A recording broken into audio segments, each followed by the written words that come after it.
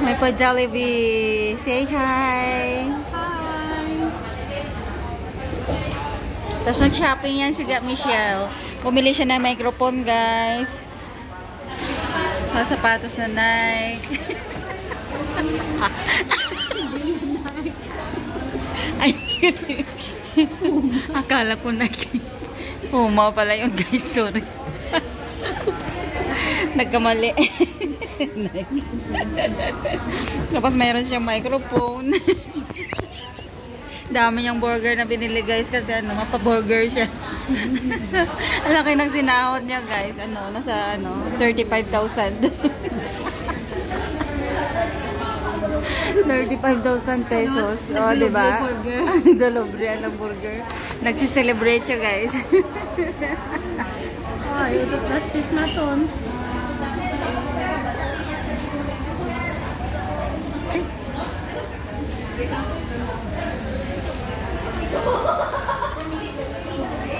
Say hi. What can you say about Hong Kong?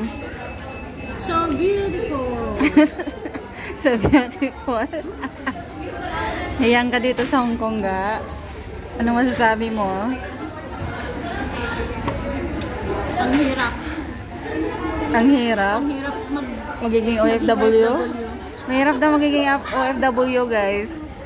First timer sa Hong Kong, pero kinaya niya. Ngayon, 4 months na po ako dito. Oh, 4 months na siya dito sa Hong Kong, pero kaya niya. Kaya naman po yung anim na CR. Anong kita CR nyo?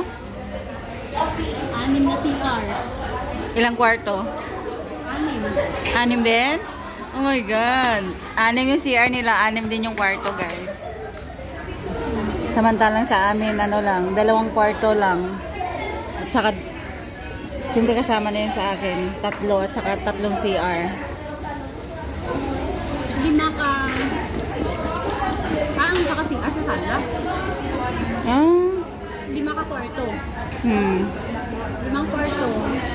6 na CR. Ay, ang isang CR sa sala for guests. Para sa bisita? Galing ah. Laki ng bahay. Hanggang 4th floor. Nandito kami sa Jollibee, Chunwan.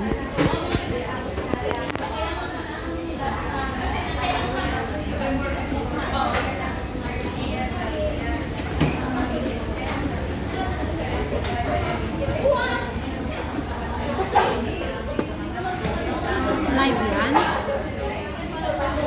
Upload ikaw karon. Gin-interview ikaw. Joke. Pamangkin ko, guys. Gin-interview ko lang naman. First timer sa Hong Kong. First time na naging OFW. Guys, meron po akong ano. Ang dami niyang pinamili. Ano yung pinamili ko? May mga gata siya. Ano pa? Oh, yung stick o siya. Na-miss niya kasi yung mga stick o sa Pilipinas. Yung binili niya dito, ano din. Sa Philippine product galing. Ano yan? Wait lang po. Yan po, ang souvenir. Wow, ganda. Lagayan toothpick yan, guys. Pero ang ganda. Social, no? Oh, social. Social.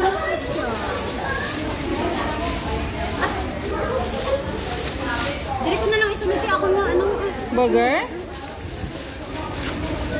Kali mo kita, tani ma'am siya paro. Ngayon na plastic. Say bye-bye to my vlog.